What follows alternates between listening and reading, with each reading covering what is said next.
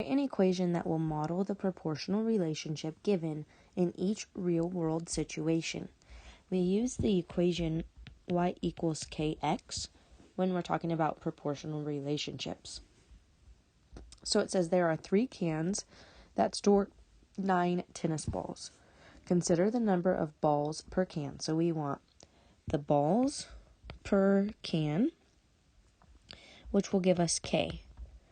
And 9 divided by 3 is 3. So our k in this equation is 3. Now we have to determine which one is y and which one is x.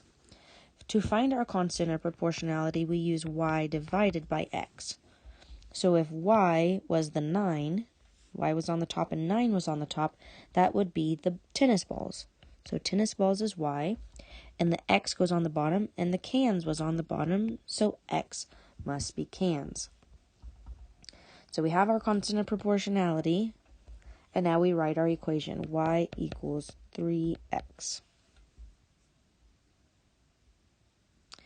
In 25 minutes, Lee can run 10 laps around the track. Determine the number of laps she can run per minute. So we want laps per minute. So laps on top, minutes on bottom. This is y over x, which means laps is y and minutes is x.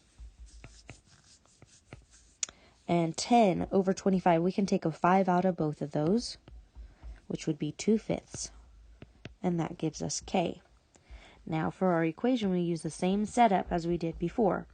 Y equals kx, but in this one our k is 2/5.